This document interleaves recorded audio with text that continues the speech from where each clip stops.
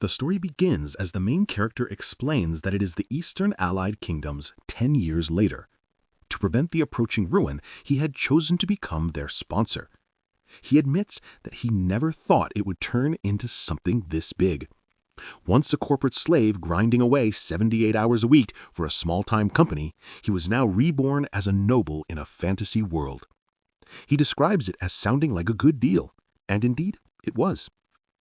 The scene shifts to show him holding a book upside down, trying to read, muttering in confusion at what it says. He wonders why the words make no sense, and questions why he didn't get a free translation patch after being isekai'd. His maid, watching patiently, realizes his mistake and gently notes that he is holding the book upside down. The main character continues to explain his situation. To top it all off, his character trait is complete illiteracy. He has no special abilities whatsoever. As he narrates this, one of the maids politely asks if he has finished his meal and offers to assist him with his bath before he retires. The scene transitions to the bath itself. Two maids help the young master bathe, and the main character enjoys every moment of this new life. He internally thinks that this is what true luxury feels like, a beautiful maid feeding him and another helping him with his bath. Apart from having no clue where exactly he is, everything seems perfect. One maid reminds him that since the other young masters will be returning tomorrow, he should retire early for the night. Hearing this, he becomes curious about who those young masters are. The maid responds referring to young master Leo and young master Antonio. Another maid adds that they belong to the prestigious Padillo family. The main character's thoughts freeze for a moment as he recognizes the name. The mention of the Padillo family feels ominously familiar. His mind races, and suddenly he pushes his face into the bathwater in shock. The two maids nearby panic and look terrified as bubbles rise from the water. He realizes something dreadful. He might be in psychedelia. The scene transitions as he narrates about psycheia, the world he once knew so well. He recalls how back when he was a corporate slave, carving out small bits of time to enjoy games. Psycheia was a turn-based RPG he often played. No matter which route the player chose, the moment the five great sins appeared, wrath, greed, obsession, sloth, and pride, the kingdom, the nobles, and the cities would all begin their descent into ruin. Among them all, the Patio county stood out the most. Within that family were the infamous sons, Leo Patio, the king of debauchery, Antonio Patio, the king of drugs. They were known as scoundrel nobles, appearing only in a side quest before the main plot began. The story then shifts to the moment when the main character first arrived in this world. He remembers the instant vividly and realized that he knew this place from before. The game's rules resurface in his mind, reminding him of the side quest titled Investigate Patio County of the Asteria Kingdom, used to provide a massive amount of experience points in the game. Finally, the revelation dawns on him. In this world, his new identity is none other than Alan Patio, the third son of the Patio family, and one of the minor villains of the story.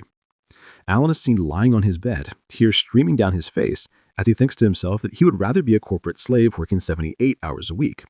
He desperately wishes to be sent back. The lavish lifestyle around him feels meaningless when he knows he will be dead in 10 years. The thought consumes him. He feels this misery is even worse than when his pay had been withheld for 6 months. His chest tightens with despair. He wonders how he can be a transmigrator without a single special perk. Muttering to himself, he laments that the main characters in other stories always receive all sorts of cheats. Then, suddenly, a realization strikes him. A special perk. That's right. Knowing the events of the game 10 years from now is the same as knowing the future itself. He quickly sits up from his bed, determination replacing his sorrow. If he knows the future, then he only needs to eliminate the causes of destruction ahead of time. To secure a peaceful life as a noble, he resolves to perform the 5 great sins. He convinces himself that since they are still just children, it should be possible to change their fates, even though he himself is completely powerless. Time moves forward, and 2 months later, the scene shifts. Alan's personal knight, Evan, appears before him. Evan reports that he has rescued the orphans from the Eastern Orphanage, which had actually been a human experimentation site. Among them, he has entrusted the operation of the orphanage to a girl named Utia. He affirms his judgment was correct, praising her capability. Alan acknowledges him calmly. Evan hesitates for a moment, asking if that was meant as a compliment, since his lord's expression never seems to change. Alan admits that was true, then gives a desperate smile and tells Evan he is counting on him. The rare smile makes Evan uneasy, as he mutters that he is not sure he will ever get used to that expression. As Evan thinks to himself, he remembers how his old face had once been so expressive. Meanwhile, Alan glances at his reflection in the mirror, stretching his facial muscles, thinking how it feels like the soul has not properly attached to the body's expressions. Evan exhales and thanks him once again for the compliment. Alan then explains to himself that in a game like Psychedelia, where betrayal is the norm, Evan is a rare gem of a supporting character who remains loyal until the end. That is why he hired him immediately the moment he found him.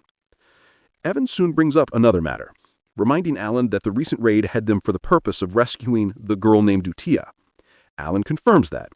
Evan remarks that he can understand why Alan placed his trust in her. Even after his long years as a mercenary, that child is anything but ordinary. She is so powerful that he cannot understand why she remained obediently imprisoned. He suggests bringing her to the mansion, insisting that there is nothing to gain by leaving her there. Alan acknowledges that Evan's point is sound, yet deep in his thoughts, he knows there's more to his plan.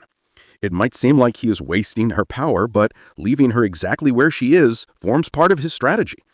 He then reveals details about Utia Blodia. She belongs to the monstrous blood clan, one who wields the power of an indescribable otherworldly being through a pact. In the game, she becomes the Sin of Wrath, one of the 5 great sins, a monster responsible for hundreds of thousands of deaths. But Alan believes that if she grows up in a peaceful environment, she will not join the side of ruin. He proudly thinks to himself that he has finally taken care of the first landmine. The reason he left her there is to roughly assess her state and potential. With a cold and serious expression, he clears his throat and says that something like that is the case, though he notes that the time is not yet right. Evan is startled by the statement, repeating his words nervously. Alan then instructs him to make sure nothing about this operation leaks out and to ensure that the orphans receive generous support. Evan nods and confirms that he understands. Alan then hands him a letter, instructing him to deliver it to Utia. When Evan asks if the contents are important, Alan explains that it is a letter of greeting, written to calm her down. After the trauma of being experimented on, Evan is surprised by his lord's thoughtfulness, remarking that to think he would even write such a letter. He promises to deliver it safely. After Evan departs, Alan sits back and reflects to himself. He doesn't know if the letter will actually calm Utia down, but for now, he has to at least try. Hidden within the greeting is a true message, an explanation he had heard dozens of times during his repeated playthroughs. He recalls the words of the Archbishop from the game, who once said that the spell to befriend the monstrous blood clan would surely have a calming effect. The memory replays vividly in his mind. The Archbishop had cried out, commanding the Sin of Wrath to be calm, chanting, "Companion of darkness, tomb of light, one hope and one belonging." It was a key phrase that appeared during the Sin of Wrath storyline, a word or passage that held power. A brief scene shows Utia in a frenzy, mercilessly slaughtering people. Blood splatters across the floor. Alan remembers that in the game, this was the point where the spell failed and a battle began. But now, 10 years before those events, he believes it might not be too late to change that future. He sighs deeply, thinking that now that he has dealt with one of the 5 destruction flags, he needs to decide who will be next. Befriending a monster with a single phrase sounds ridiculous, yet considering her clan worships some otherworldly existence, it just might work. The minds of those who dwell in fanaticism are beyond comprehension. The story then moves to Utia, who is seen reading Alan's letter. Evan stands nearby, tense and sweating. He can still sense the overwhelming demonic energy radiating from her. She appears strange, utterly devoid of emotion. Her eyes glow with a deathly glare as she notes that the one who sent the letter is Lord Alan. She wonders aloud why he has not summoned her to his side. Evan freezes in shock, his body trembling. He can barely speak, terrified as he realizes that visualizing demonic energy is only possible for those who've reached the master level. He stammers out that his lord had said the time was not yet right, repeating it nervously to appease her. Utia lowers her gaze slightly, accepting his words with a cold calmness. The camera focuses on the letter, revealing its closing words. "Keep this in mind. Companion of darkness, tomb of light, one hope and one belonging." Holding the letter close to her chest, Utia whispers that this is surely a promise only her master would know. She roughly understands his will. Evan, still fearful, slowly reaches for his sword, but Utia only smiles, her expression dark and eerie, as if amused by the entire situation. Meanwhile, back at the mansion, Alan lies on his bed once more. He sighs contentedly, whispering to himself that it has been a fulfilling day, one spent extending his cushy life. As he looks up at the night sky, he thinks even the bright moon seems to be cheering for him. With that comforting thought, he closes his eyes, determined to work just as hard on the next one. In the next scene, Alan is seen in the library searching for a book. As he continues to look, a book suddenly falls on his head. Irritated, he mutters in frustration, feeling annoyed that there's nothing useful there. Finding a clue for the third boss is turning into a real pain for him. At that moment, Evan approaches and informs him that they have successfully rescued the second child he had spoken of earlier. Hearing this, Alan acknowledges it with mild interest, asking if Evan had been kind to them, perhaps extra gentle. Evan confirms it confidently, explaining that after rescuing them from the illegal slave market, they had treated the child well. Then, the second son of the Count, Antonio Patio, enters the room and notices Alan. With a mocking tone, he remarks on seeing him there, surprised to find him with a book. He strikes Alan's head with his elbow, calling him an illiterate fool, and taunting that he had heard Alan has been learning to read lately. He demands a response, reminding him that his elder brother is speaking. Alan, filled with silent anger, thinks to himself how much of a pain Antonio always is, and wonders how the original Alan had ever tolerated him. He longs to fight back, but restrains himself. Controlling his emotions, he bows respectfully before Antonio, stating that it seems his elder brother wishes to use the study, so he will take his leave. Antonio steps on his head and smugly remarks that at least Alan knows his place. Suddenly, a knife is thrown toward Antonio's face, but it narrowly misses, striking the wall instead. The one who threw it is the eldest son of the Count, Leo Patio. Leo, cold and composed, remarks that the insects are causing too much noise. Antonio turns in anger, shouting in shock, but Leo warns him not to provoke him further, saying he does not wish to see blood so early in the day, and orders both of them to leave. Antonio, refusing to back down, grabs Leo by the collar and sneers that perhaps his brother should leave the stench of the rabble outside when entering the study. Leo swiftly raises his knife to Antonio's throat, his voice calm yet threatening, warning him to stop polluting the place with his drugs and get lost immediately. Watching this escalating confrontation, Alan feels a wave of irritation and quietly slips away from the scene. As he walks out, his mind analyzes the situation, recalling that the Patio family in the game had only been minor characters who disappeared early on, yet their influence and power in reality are far greater than he had imagined. He remembers that within this family are two scoundrel brothers fiercely battling for the family seat, one known as the underworld kingpin, the king of debauchery, the other the king of drugs, who runs a vast cartel. Evan soon escorts Alan away from the area, while behind them the two brothers continue their violent quarrel. Alan's thoughts grow clear. If he wants to live a peaceful and comfortable life, he must never provoke them under any circumstance. He decides to live happily as a weak and incompetent, illegitimate child, avoiding all unnecessary conflicts. Alan sinks into a sofa with a sigh. Evan, standing nearby, mentions that the second child they had just rescued isn't exactly ordinary. Watching Alan, Evan wonders silently how someone like him, who seems barely capable of taking care of himself, had managed to uncover secret biological experiments and illegal slave markets just to save children. He can't understand the reason behind it. Alan lies tiredly on the sofa, murmuring that it's all so draining. Evan continues to observe him and comments that his young master is truly peculiar. He points out that Alan is sending the child they had just rescued to an orphanage as well. Alan simply nods in quiet confirmation. As he thinks to himself, Alan reflects on Evan's words that the child isn't ordinary. In truth, she is far more than that. She is a world-ending catastrophe. The child rescued from the illegal slave market of the Callian Kingdom, the central nation in a union of several countries, is none other than Dios Mridaran. After being sold into slavery and passed from one hand to another, suffering endless abuse, she would later become the sin of sloth among the 5 great sins. Eventually, she would annihilate entire kingdoms in the most horrific manner imaginable. That section of the game had once horrified players with its extreme brutality. Despite her title, the sin of sloth had been a diligent monster who repaid any harm done to her many times over. Alan remembers repeatedly warning in the game to treat Evan well. This hardcore gamer before him now has insane potential, a terrifying fate waiting to unfold. While sipping his tea, Alan calmly states that the reason he sent her to an orphanage is simply because the time isn't right. Evan then asks if the letter Alan sent to Lady Utia had been about the second child. Alan replies vaguely that it was something like that, just some friendly everyday chatter. He had mentioned that he had told her he was sending a troubled child and had asked her to take good care of them. Meanwhile, in another place, Dios is standing alone when Utia approaches him. She observes his state and remarks that he is broken. She notices the marks on his body, identifying them as the work of the black goat. With a strange composure, she tells him that the great moon has chosen someone like you and offers congratulations. She urges him to feel the power he has been bestowed with and to unleash what is rightfully his. If he devotes himself entirely to serving her, he can have his revenge. Utia extends her hand in friendship, but from her hand emanates a dark, negative aura that causes Dios great discomfort. Afterward, Utia takes out the letter sent by the second brother. She urges him to read it. She comments that, along with a simple greeting, I suppose I should now send her first reply.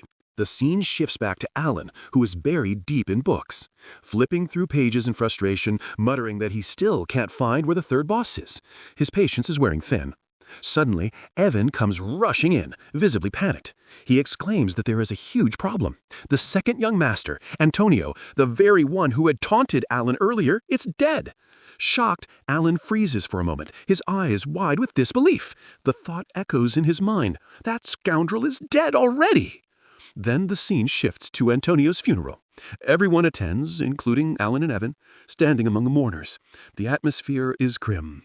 Yet the Count, Antonio's father, arrives in an appalling state, high on drugs, flanked by two beautiful women dressed provocatively on either side of him. The two women cling to the Count affectionately, one of them running her hands along his arm, complains in a bored tone, asking when this will finally end, saying she is tired and impatient to return to bed. The other woman adds that she is hungry. Watching this disturbing display, Alan feels disgust rising inside him. He thinks how twisted it is, coming to his own son's funeral high on drugs with women hanging on its arm. He had known the Count was a corrupted man, but this is an entirely new level of dark fantasy depravity. His thoughts drift to Antonio's death. For him to die of suffocation so early is strange. The details of his death are different from what he remembered. In the game, after years of suffering, Leo had finally killed that vermin himself. And in the end, Leo had become the undisputed heir of the Patio family, the new Count Patio. He remembered how Antonio had once wailed dramatically about how much he had suffered to achieve that victory. Yet now, looking at the Count's face, Alan can see that his father wears a "what a windfall" expression, as if he had gained something rather than lost. Alan notices that grin and immediately concludes that the culprit behind Antonio's death is either Leo or one of Leo's cronies. Still, he reminds himself of his goal. All he needs to focus on is dealing with the 5 great sins. A year passes after Antonio's death. With the issue of succession resolved and Leo taking over the family's drug business, the Patio household gradually grows more peaceful. During that time, Alan's correspondence with Utia continues regularly, and the two become pen pals. Evan are seen sitting together, eating quietly.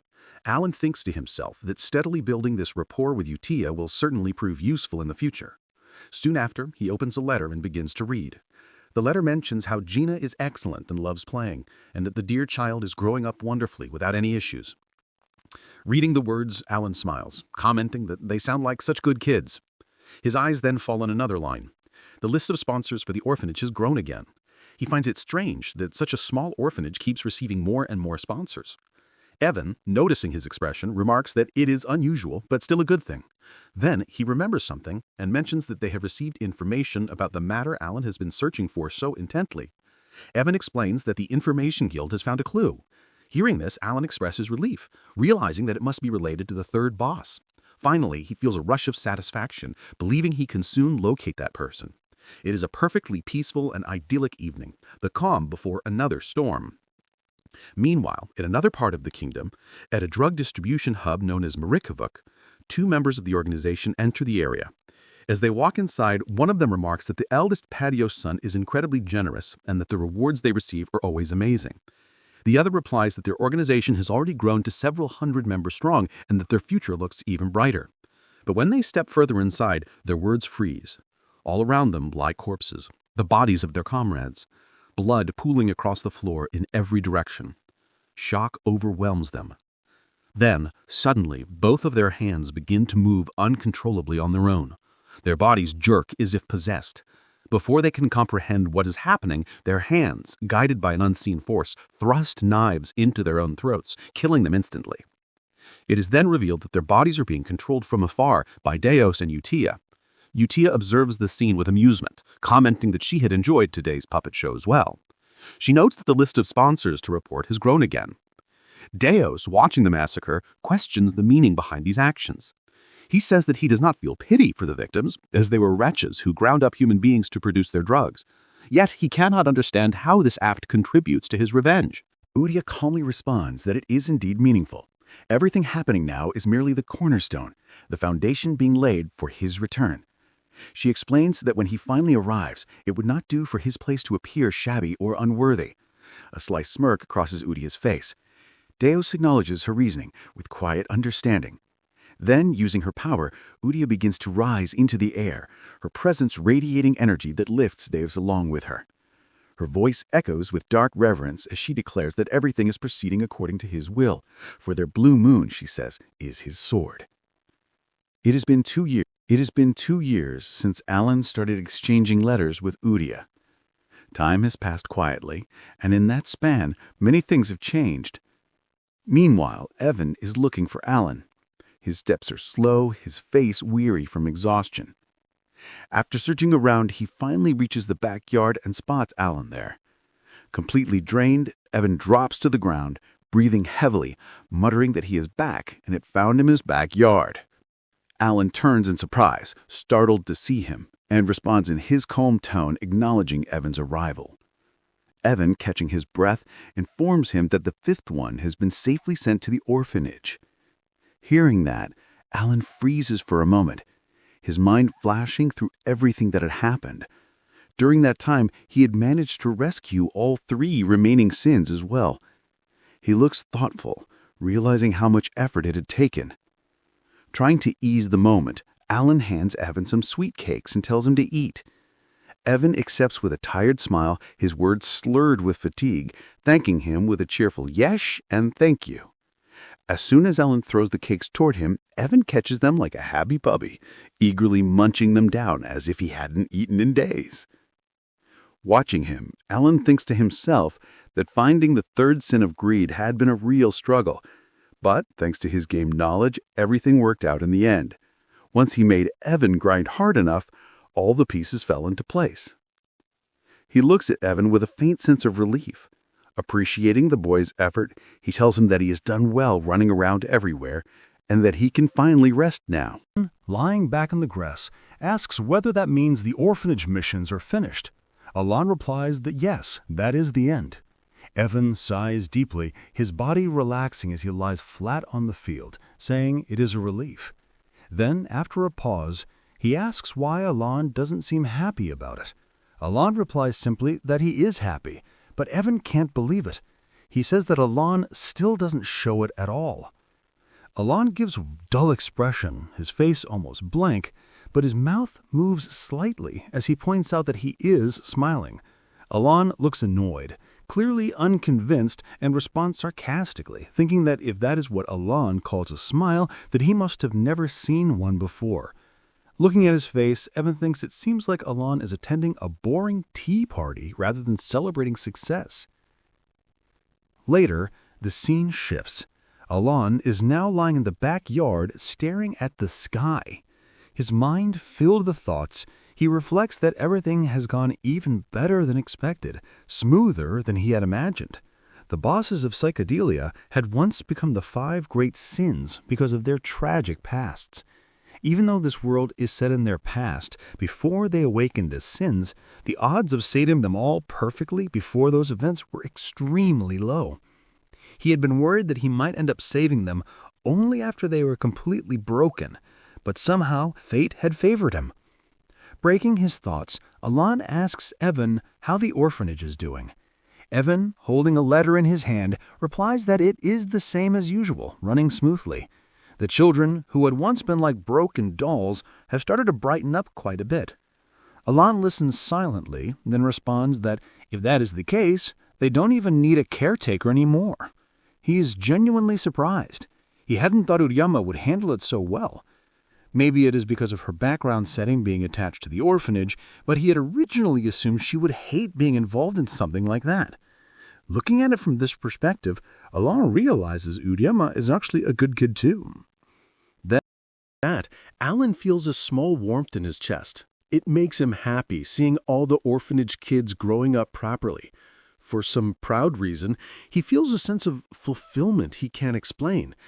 He thinks to himself that all 5 sins are growing up so normally now. The difference in their environment has truly changed everything. Perhaps he realizes the right surroundings can heal even the most broken souls. Evan asks Alan when exactly he plans to meet the children, reminding him that he always says when the time comes. Alan hesitates and replies vaguely before stopping, lost in thought. Deep down, he admits to himself that he has never actually planned to meet them in person. Getting close to them could have been useful in many ways, but he can't forget how horrific their process of becoming sins had been. Even from the in-game flashbacks, their personalities had been extreme since childhood. Although he had saved them before they awakened, the thought of facing them still feels frightening. After a pause, Alan mutters to himself that maybe 5 years later would be the right time. Evan accepts his answer with a simple acknowledgement. Alan then thinks that for now, all he needs to do is build enough self-defense skills to survive in this dark fantasy world. Magic requires talent, and fortunately, this body has it. He begins practicing his magic, releasing bursts of energy from his hands, a faint light flickering across his focused expression. Evan, watching curiously, mentions a name that catches Alan's attention. He asks if the young master has ever heard of Blue Moon. The term sounds unfamiliar to Alan, who replies internally that he has never heard of it. Evan explains that it is a newly famous organization known for hunting down criminal groups, almost like cleaning up trash.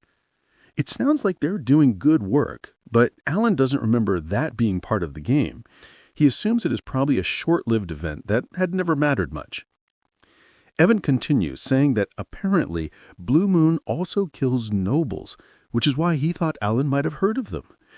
Hearing that, Alan grows serious and tells Evan that starting tonight, he will sleep in the room next to his own. In a secret underground guild, a different scene unfolds. Pride Senzoleng, who resembles a cat in both charm and behavior, sits before the group and asks Itia for Blue Moon's activity report for the week. Otia responds by mentioning the north. Soleng, licking her hand like a cat, says she had taken care of everything. The slavers' heads were gone, and no one had even discovered who had done it. She praises the outfit Ryan had made, calling it amazing, and recalls how the victims had begged her to reveal her eye color, but no one ever knew. Greed Sinrin adds calmly that she had dissolved all the corpses cleanly, leaving nothing behind. Purity Sinlandon grins and says that the South is done as well. The illegal human experiment site and those annoying Avalon men had been crushed into bits, leaving not even a trace. Otia smiles darkly and says that everything is proceeding according to his will. They exist for the Great Moon. They are the secret cult known as Blue Moon, worshippers of the Great Moon. Dios then interrupts, mentioning that there is one problem. Under his will, everything should be perfect, so how could a problem exist? He reveals that Avalon's leader is the Count's eldest son, and that during the southern cleanup, they had discovered a dangerous directive. It appears that the Count's son is plotting against his father.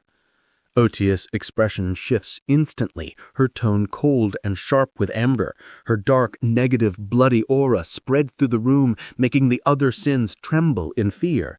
In her hand is a letter, and written inside are chilling words. After the aging Count dies, poison him quietly. Otia's voice turns cold and quiet as she acknowledges that the revelation is true. 2 more years pass after that. The Count of Padillo, Alan's father, is dead. The official cause is said to be a heart attack, but considering his heavy drug use before death, the truth is obvious. At the funeral, Alan stands in silence, surrounded by emptiness. In the background, a few nobles murmur among themselves, whispering about Blue Moon. They say that Blue Moon had ambushed again last night, another total annihilation with 50 casualties. Hearing that, Alan realizes even the higher circles are beginning to take Blue Moon seriously now. And so, the Count's funeral, with not a single mourner in attendance, ends quietly in silence. After the ceremony, Alan and Evan leave together. As they walk out, Leo glances at them from a distance, his eyes dark with unspoken thoughts. Evan asks the young master what he plans to do now, reminding him that next year the eldest, or rather the first young master, will become the new head. Then, noticing all the luggage, he asks what is going on. Alan, while calmly packing his suitcase, tells him to pack up as well. They are leaving. Evan, completely shocked, stammers in disbelief, asking if they are leaving the territory entirely. Alan clarifies that they aren't leaving completely, only heading down south. Evan, still confused, asks if he means Road Mill. Alan confirms it, explaining he has planned to leave for the small southern village of Padillo territory called Road Mill. The two soon depart, their carriage rolling through the countryside toward the quiet southern lands. From a distance, Leo watches them leave, his fists clenched tightly in anger and frustration. In Road Mill, Alan and Evan live peacefully for 3 days. The days are calm and quiet. Alan cooks delicious egg toast and other tasty foods, sharing them with Evan as they enjoy the rare peace. After 3 days, they return to the Count's estate, only to discover shocking news. The eldest son, Leo, is dead. Standing at Leo's funeral, Alan thinks about how unreal it all feels. He can't believe he is back in this deadly place again. The death scene is completely different from what he remembered. Leo is already dead, stabbed through the heart with a blade. He wonders silently who could have done it, who had killed Leo. Then a servant approaches, nervously trying to explain the cause of death, but accidentally makes eye contact with Alan. The moment their eyes meet, the servant panics and quickly apologizes for making eye contact, trembling in fear. Alan frowns slightly, wondering what is wrong with the man all of a sudden. Turning to Evan, Alan quietly asks if he has found out anything. Evan leans close and whispers nervously, asking if it could be that Alan himself is the one who wiped Leo out overnight. Alan freezes in shock at the suggestion. As he looks around, his gaze falls on the nearby servants and maids. The moment they see his expression, fear spreads among them instantly. They tremble and panic, terrified of the cold aura surrounding him, as if the entire mansion itself is holding its breath in his presence. A scene from some time earlier is shown, the day Alan left for Road Mill. Evan, sitting in the carriage, suggests to Alan if he is going to leave anyway, it would be better to go to a bigger city. Alan thinks to himself and immediately rejects the idea. He cannot do that at all. Road Mill is the final destination of his plan.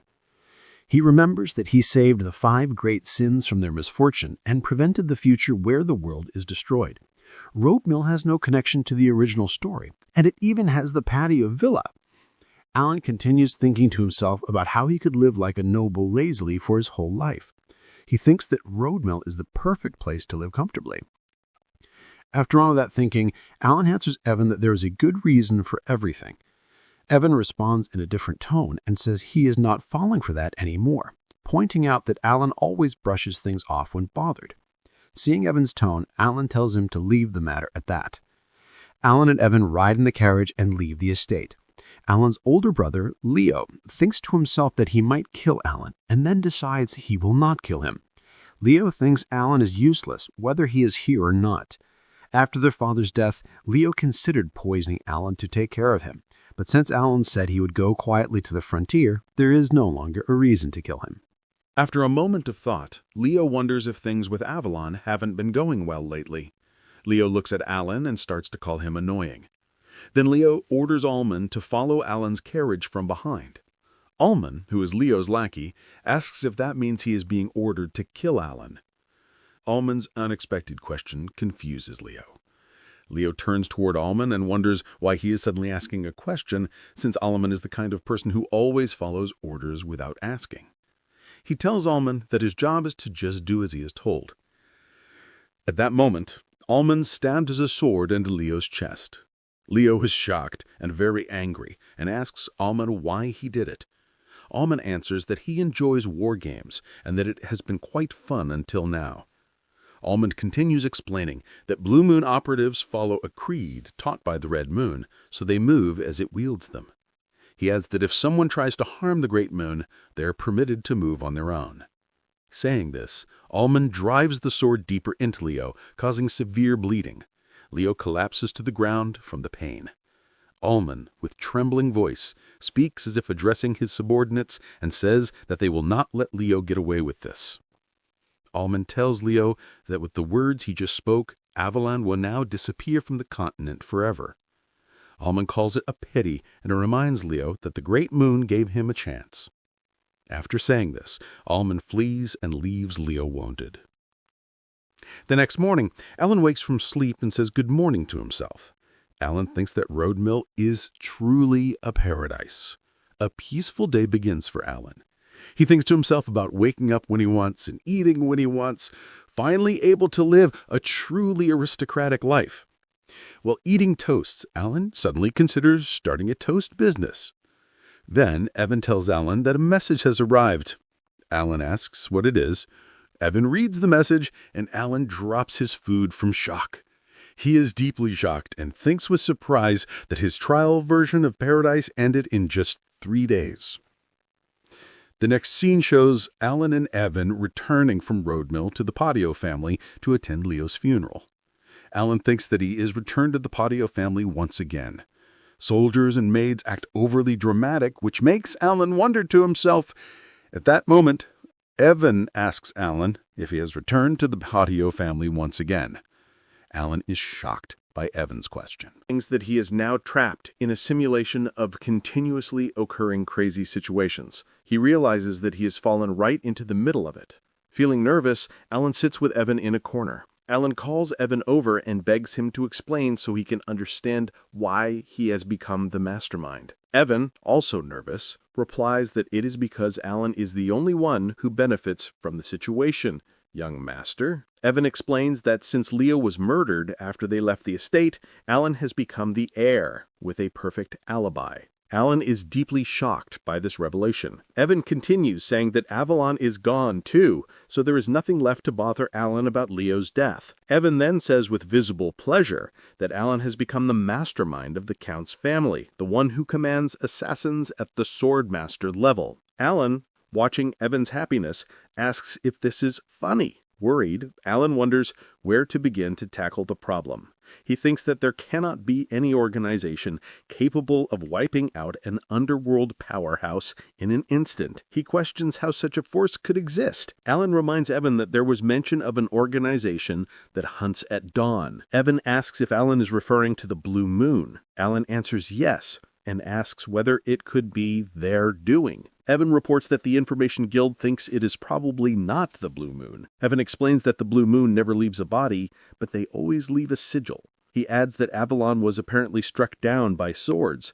Evan repeats that they described it as a picture of hell. Hearing this, Alan awkwardly accepts how he became a mastermind with the Swordmaster. Alan thinks that the Blue Moon did not appear in the game, and that the culprits cannot be weaklings who disappear before the original story even starts. He wonders who could be responsible. Meanwhile, the Bloody Queen Utia questions her subordinates about any traces. Greed Sin Rin answers that they did not leave any. Pride Sin Sail Lang laughs and says it was just a ton of corpses. Deas Moran then appears and announces that they have arrived, reporting remaining Avalon forces as 486 standing just behind him. Purity Sin Ladon states that they cut them all in half and killed them, confirming the cleanup's brutality. Utia praises her subordinates for their energy and calls their work good and perfect. She smiles and reflects that the massive organization Avalon, which once held sway over the Asteria kingdom, turned to dust in just 5 days.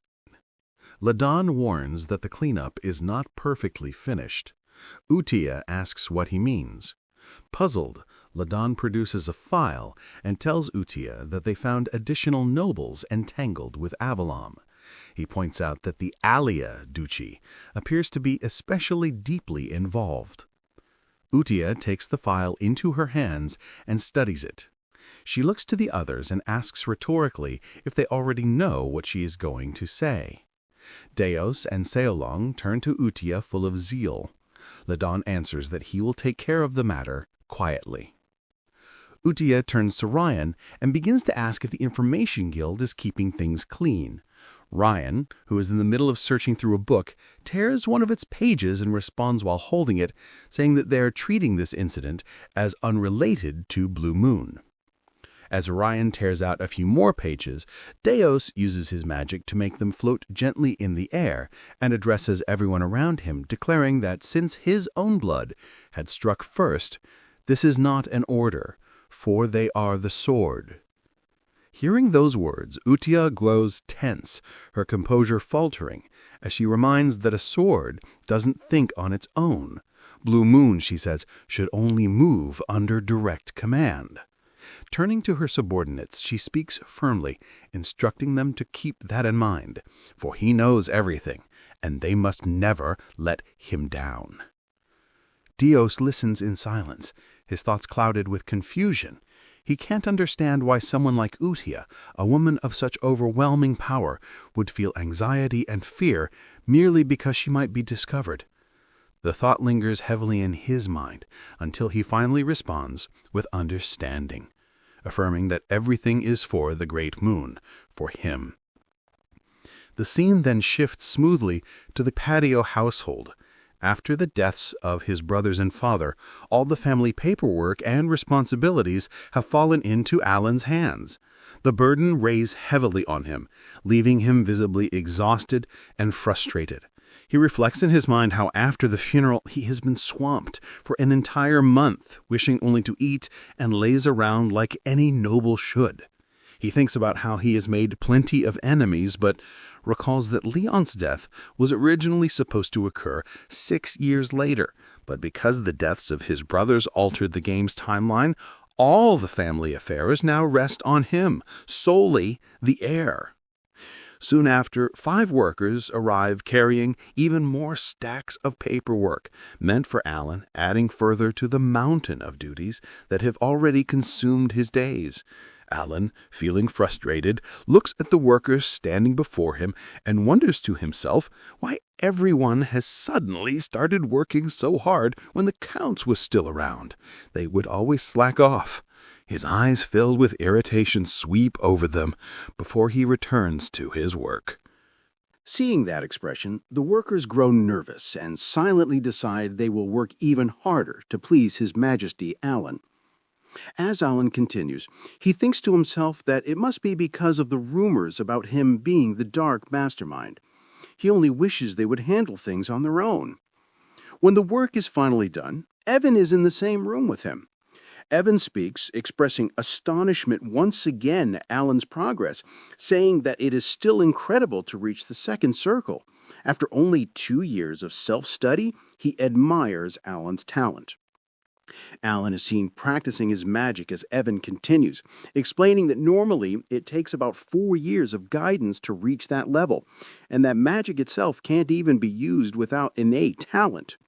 Hearing that, Alan replies that he guesses he isn't doing too bad, then begins thinking to himself that he has been practicing hard lately, mostly for self-defense, since things have gotten tense. He notes that this technique also requires fine control over mana, but feels there is no point since it is only half-baked. He then tells Evan that he can't believe he is actually using magic in a fantasy world. At first it had been exciting, but once his plans were complete, there would be no more danger, and he would continue self-studying slowly. Yet lately, as self-preservation has become crucial, he has realized a terrible truth. His mana hole is ridiculously small. Overwhelmed, Alan cries out in frustration that nothing ever goes right. He continues thinking to himself, explaining that the mana hole one is born with is like an athlete's natural physique, and his is far too small. He reflects that if worst comes to worst, there is still a way. Just as he is lost in thought, Evan speaks again, informing him that he has finally received an invitation to the ball. Hearing about the ball event, Alan grows confused. In the next scene, Alan and Evan are seen entering the ball. Alan already appears tired, but still has to attend the event. He thinks to himself that it is a regular ball held in the southern part of the Asteria Kingdom for noble networking. Since he's about to become a count, he considers using this chance to build some connections.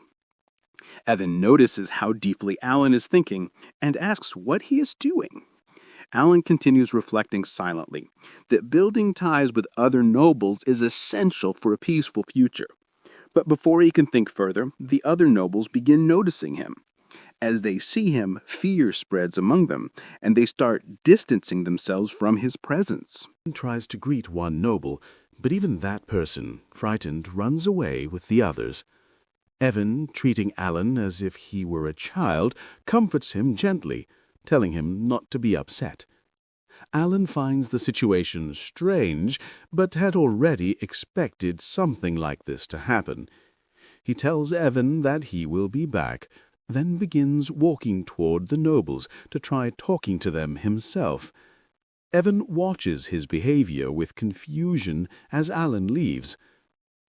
While walking out, Alan thinks to himself that they will surely look down on him for being unrefined.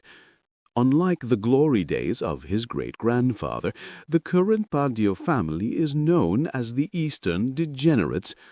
He moves to another part of the hall, picks up a wineglass, and continues thinking that he hadn't come there without a plan. He will use his secret socializing skills to charm them all. Approaching a lady, Alan presents the wine and comments that it has a unique flavor, especially its distinctive aroma, and that he would love to take a few bottles home. He smiles as he speaks, though the smile appears unnervingly creepy. In his mind, he reminds himself that a smooth smile is essential for good socializing. However, the lady looks visibly uncomfortable, finding him strange. Fear creeps across her face, and she quickly flees, saying she will ask her father to prepare some right away. Alan tries to stop her, insisting that it wasn't what he meant, but she has already gone. The woman then goes to her father and speaks ill about Alan, causing him more distress. Watching her from afar, Alan thinks to himself that nothing has gone according to plan. Evan soon returns to him and once again, treating him like a child, tries to comfort and calm him. Alan, trying to make sense of this situation, thinks maybe the lady was just a really shy noblewoman. Later, the scene shifts to a quiet dining area where Evan is eating and begins listing Alan's latest spoils. 1 piled-in thoroughbred horse, Panay tangerine tea, Banda forged metal, and Malentino specialty wine. Alan stands beside him, looking dejected. Evan adds that he had even studied wine diligently. Yet Alan, still disheartened, thinks to himself that the Baldio family has an even worse reputation than he had imagined. He remembers that after the rumor spread about him taking out those delinquent brothers, everyone began avoiding him completely. Networking had turned out to be a failure, and to him it even seems like they have grown more distant. Feeling suffocated, he tells Evan he will go outside for some fresh air and asks him to stay there. As Alan walks out, a red-haired girl nearby quietly watches him leave. Out on the balcony, Alan looks over the night sky, thinking to himself and wondering where it had all gone wrong. Suddenly, a voice calls out, greeting him and asking for a moment of his time.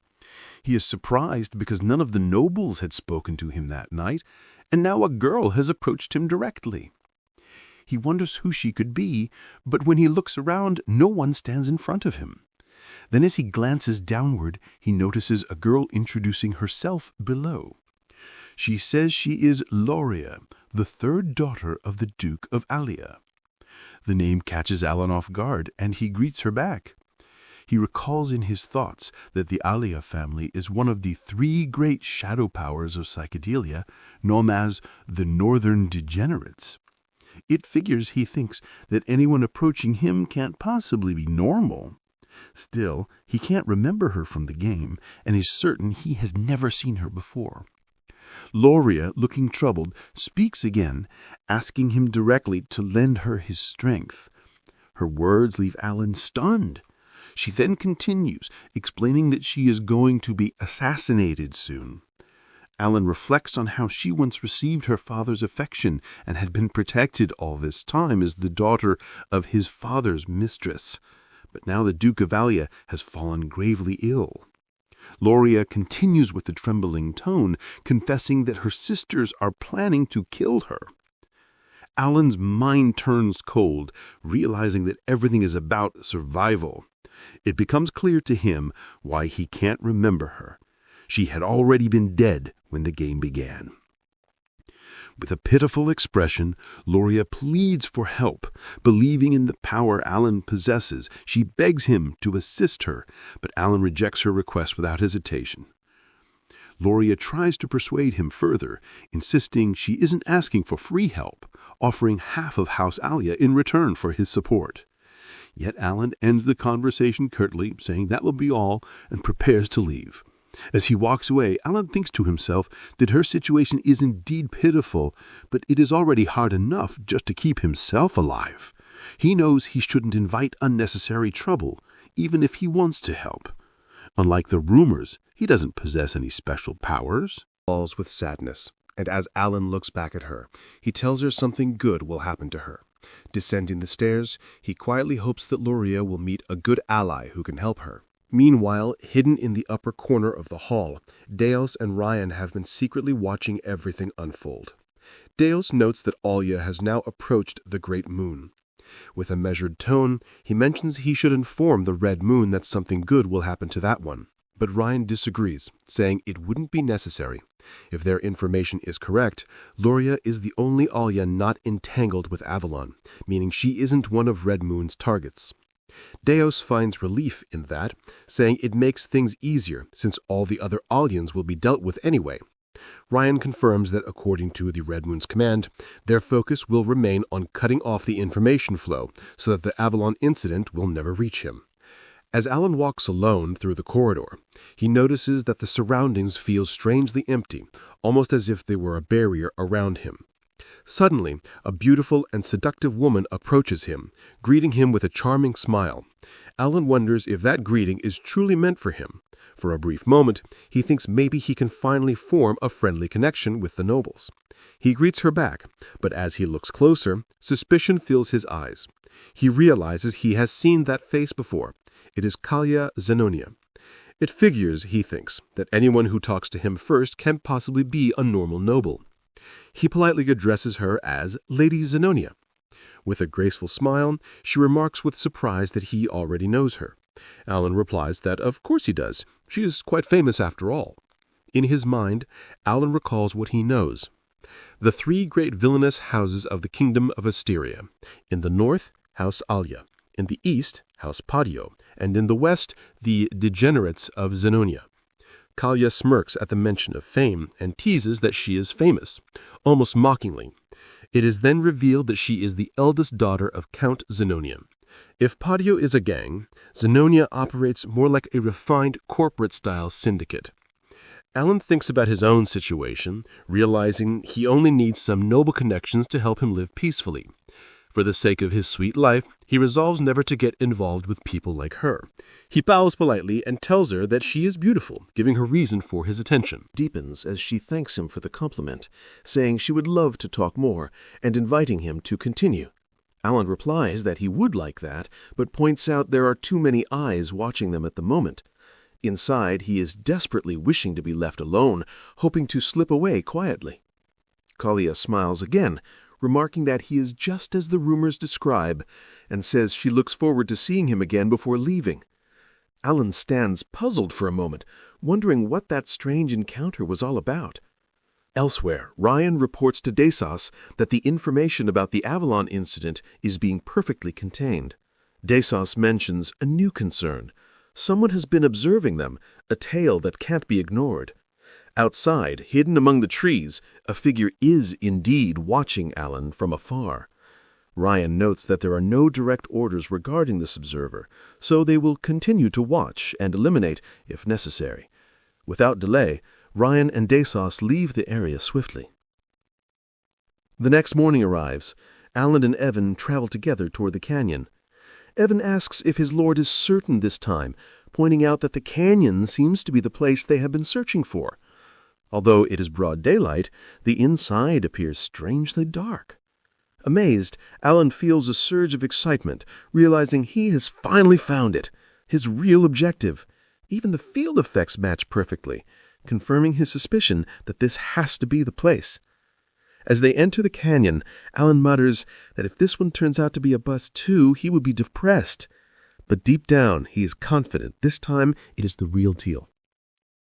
Alan thinks about how, in the game, this place had been easy to find. In truth, the reason he has come all the way out here under a guise is because of the labyrinth in the south known as the Labyrinth of Whispers. It is said that if one solves the riddles in 8 chambers, they will earn a valuable artifact as a reward. Alan still remembers the entire walkthrough clearly. It is time for him to savor the joy of level 1 grinding once again. As he and Evan approach the main door, Alan is filled with awe. Seeing the entrance of the labyrinth in real life feels surreal. Even though he had once grown sick of this place in-game, it still carries a strange sense of wonder now. Looking around, he feels like someone had carved this entire canyon by hand. Evan, confused, asks how Alan knows about places like this. Alan casually replies that he used to come here often. When Evan repeats his words in disbelief, he realizes he is daydreaming again. Grinning slightly, he says he was only joking, mentioning that he has his ways, and urges Evan to move forward. Evan nervously asks him not to joke like that with such a straight face. Continue walking. They look up and see terrifying bats flying overhead. These creatures are massive and dangerous, their wings cutting through the air with menace. Evan grows tense, imagining that a single wrong answer to a riddle could cause those monsters to crush them flat. Alan remains completely silent, calm, and collected even in such a frightening situation. Evan wonders how his lord can remain so composed in moments like these. They have been together for 4 years, and he still can't figure Alan out. None of the missions they had taken were ever related to each other. They had paid off someone's debt, helped a slave, taken down an evil organization, delivered meaningless messages, and even saved an orphan. Yet despite never leaving home, Alan somehow knows everything about this place. Alan comments that he has gotten the riddle right, but the door won't open until the task is completed. Evan silently thinks that even so, following his mysterious young master has always led to something good in the end. Slowly, the door begins to open. Evan wonders what Alan is planning this time. As the stone door creaks wide, Alan, feeling nauseous, thinks that the door's movement makes him want to puke. He knows this place is brutal, but even so, he nearly sprains his neck trying not to look directly at what is inside. Evan exhales in relief, amazed that it is finally over. Before them lie piles of glittering treasure, gold, silver, and gems stacked high across the chamber. Alan glances at it all and tells Evan to take only the black ring and leave everything else. Evan picks up a gold bar, confused why his lord is focused only on the ring that seems completely useless. Alan slips the black ring onto his finger, though it feels a bit too big. He tells Evan firmly that anything else would only bring trouble, and they should leave it behind. Inside, Alan is thrilled. He has finally obtained the constraint. With quiet confidence, he assures Evan that nothing dangerous awaits them on the way back. Evan nervously replies in agreement. Still uneasy, Alan thinks to himself that thanks to the walkthrough, this entire process had been easy. But suddenly Evan's voice trembles as he calls out to his lord. He asks if Alan had expected this too. The realization dawns that the piles of stones around the canyon are actually golems. In an instant, countless golems begin to stir, their eyes glowing as they prepare to strike.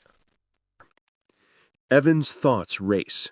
Unknown enemies stand before them, and yet he is determined to find a way to get at least his lord out safely. Alan, with calm determination, states that this time he will handle it himself. Evan tries to stop him, but Alan presses on, declaring that whatever Evan is planning, escape is their top priority. He notes that second-tier magic wouldn't be enough for this battle. Then, all at once, the golems attack. In the chaos, Alan activates the ring and commands the constraint to commence. The ring begins to shine brilliantly, and in a flash, Alan is transported to another place.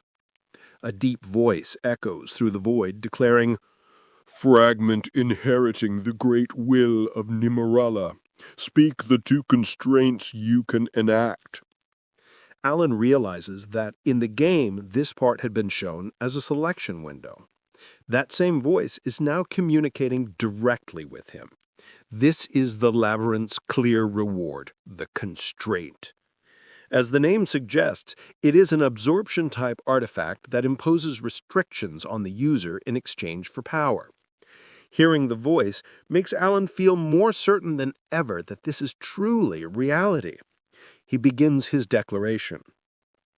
The first constraint, he says, is that in all spell casting, the hand seals of Babalola will be absolutely required. The voice asks what he wishes to gain by setting this rule. Alan answers that he desires the power to twist the laws of the world a little further. The voice acknowledges and grants it. Alan forms another hand seal and declares his second constraint, that in all spellcasting, only the sacred words of Babalola may be used. The voice questions what he seeks through this, and Alan replies that his goal remains the same as before. The voice falls silent. Nervous, Alan wonders if he has made a mistake. He had even mimicked the skill icon just in case, choosing both seals and words as constraints, provided the highest possible magic attack power. He had mastered all the hand signs and phrases through repeated play in the game, so this has to work. The voice speaks again, saying his choice has been accepted. It addresses him as a human who remembers the seals and mysteries of the forgotten great god, expressing gratitude to the one who carries on his will.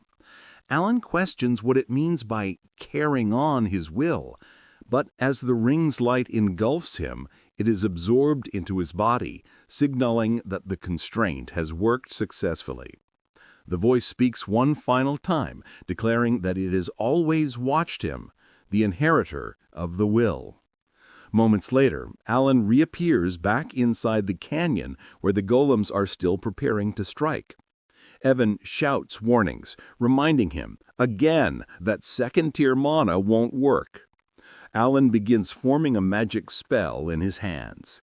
The sphere of lightning that should have shone brightly remains faint even after he pours all his mana into it. No matter how much he trains, this is his limit.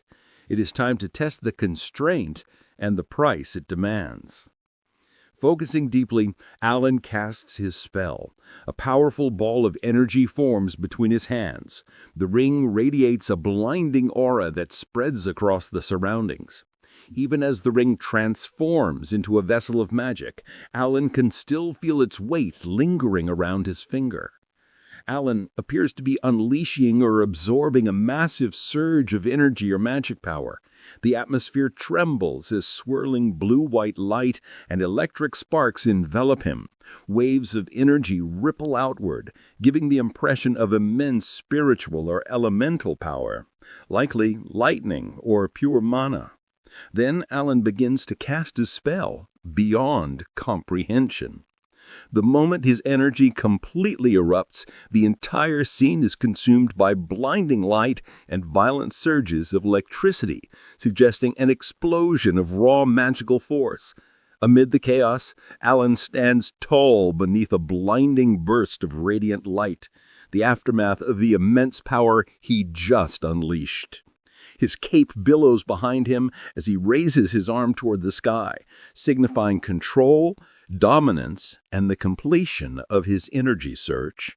The light above him expands outward like an explosion of divine energy, illuminating everything in its path. Then he casts another spell, creating blue lines across the sky, the grand aftermath of Alan's ultimate power release.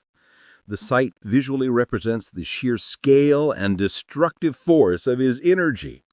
At the bottom of the scene, Alan stands upon a shattered cliff, his figure small compared to the colossal energy sphere above him. The glowing orb, surrounded by violent arcs of lightning, symbolizes a concentrated core of divine power. The massive bolts of lightning tearing through the sky and the ground illustrate how unstable and overwhelming this power truly is. He casts another spell, announcing a linear diffraction. After that, he performs various intricate hand signs, releasing a torrent of powerful magic. Evan stands in shock as Alan channels his energy toward the horde. In an instant, his magic power strikes the horde, and the stone golems begin to crumble and shatter, one after another. Within moments, every golem is obliterated, completely leaving nothing but dust and sparks in the air. Evan, still stunned, can hardly believe what he is witnessing. He remains shocked, realizing that this level of power is beyond anything imaginable, muttering in disbelief that it's unbelievable. As they make their way out of the canyon, Evan turns toward Alan, his mind still reeling from what he witnessed. He wonders if Alan had been hiding his true power all along. His thoughts swirl in confusion, reaching 87% disbelief as he struggles to accept what just happened. It feels impossible to him. In his 15 years as a mercenary, he has never seen anything remotely close to this. He questions in disbelief whether that was truly second-tier magic. Alan confirms it was. Evan falls silent, unable to respond. Inside his thoughts, Alan reflects that even he didn't know about it himself. Strange symbols and fragmented thoughts flash through his mind, marked by uncertainty. He recalls that it wasn't this powerful in the game if he remembered correctly. In the turn-based combat system of Psychedelia, a spell could only be enhanced using a sigil or an incantation per turn. This time, however, his attack power had doubled. It had been a chain lightning spell. Using 4 incantations and sigils, it was strengthened over 5 turns. The stacked Thunderblades had been amplified together, forming a configuration suited for large-scale lightning magic.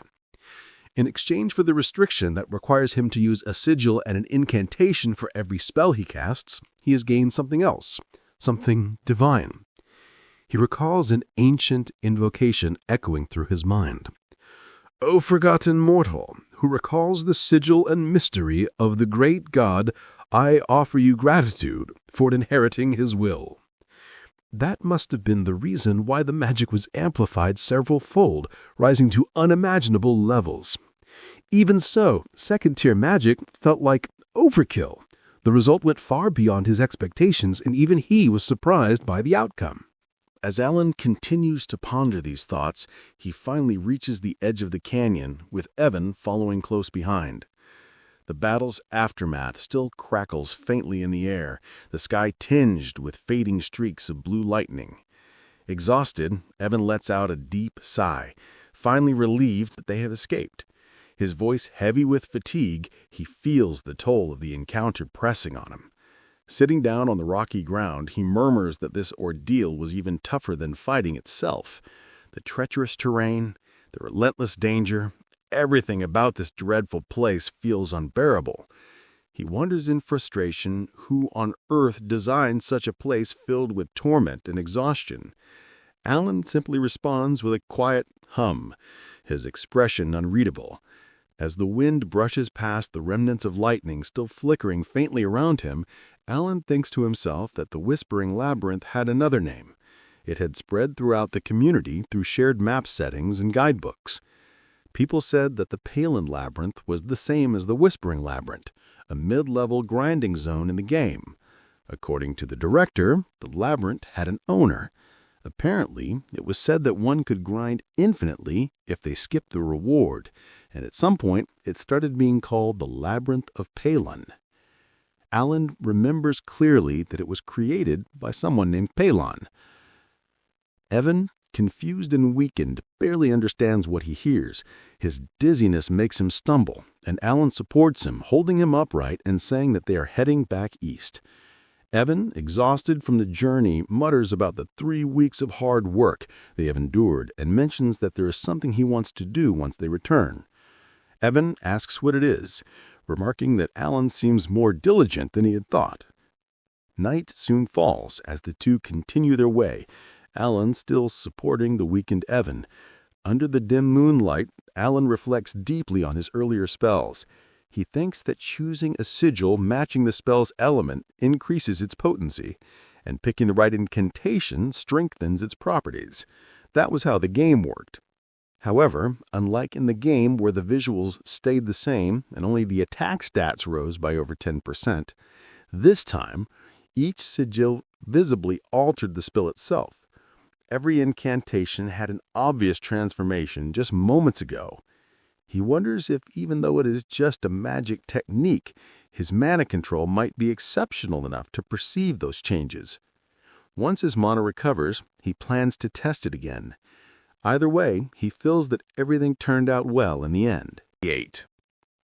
After a long night, both of them mount their horses and begin their journey home.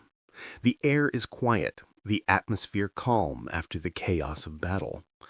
Not far away, hidden in the shadows, a figure watches them silently. Ryan sits upon a tall tree, the moonlight reflecting in her eyes, making them glow faintly.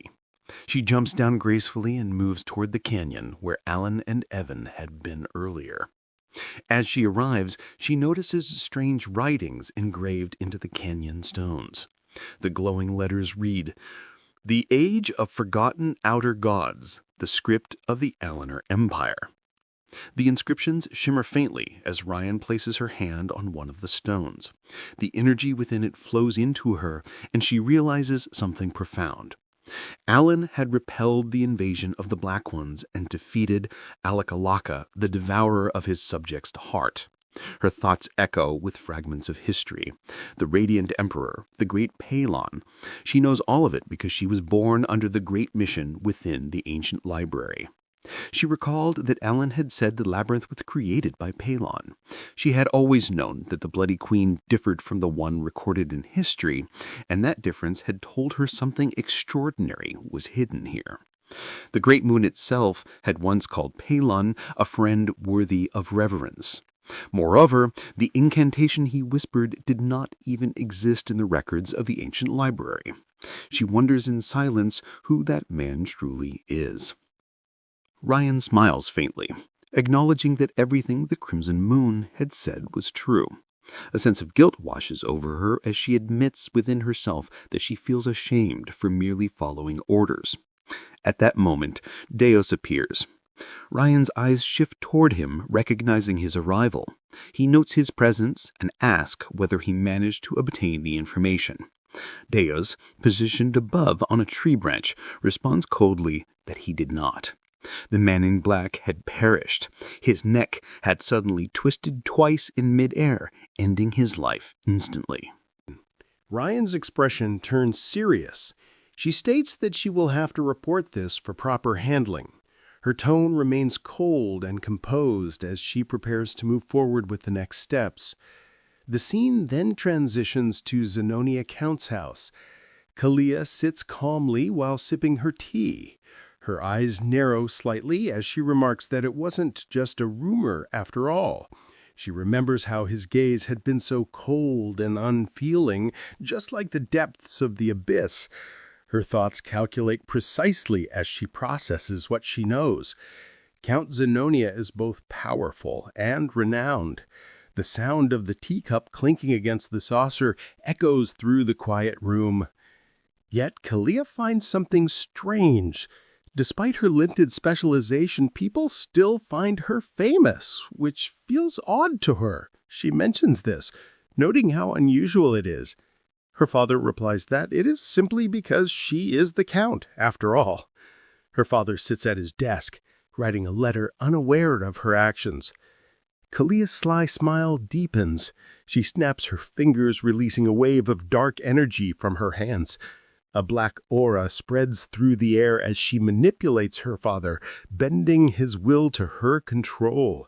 She quietly assures herself that no one would ever suspect that she is the one truly running the house, while her father acts as a figurehead. The faint light flickers as she murmurs about a foul discovery, wondering how they managed to find out. Her mind races, realizing that even the spy she planted seems to have been detected already. Slowly, the truth becomes clear. The person secretly observing Alan earlier in the hall was none other than Kalia's spy. Moments later, a servant rushes in, calling for her attention. He addresses her as Miss Kalia and urgently tells her she should come to her room immediately without hesitation. She follows him. Upon entering, she finds the spy lying dead on the floor. The servant explains that the seal did not activate, meaning the spy must not have revealed the secret before dying. Kalia narrows her eyes and states that he must have deliberately placed it in her chamber. A faint smirk forms on her lips as a red aura radiates from her body. She lets out a low laugh, realizing the depth of the situation. She thinks about how they managed to find this out and admits internally that she has been caught off guard with a major weakness the moment they met. Outside, Alan and Evan rest by their campfire. Both are exhausted from their journey, finally finding a brief moment of peace. Yet as Evan drifts into deep sleep, his loud snores fill the night. Alan lies awake, unable to sleep, his eyes fixed on the dark sky, while Evan's snoring continues beside him and disturbs Alan. He wanted a lazy, noble life. Instead, he's the unwilling center of a cult that annihilates kingdoms in his name, a reputation that makes dukes wet themselves, and 5 apocalypse children who think he's God. The moon above is too bright, too blue. Alan sighs, pulls the blanket over his head, and mutters into the dark. I just wanted toast.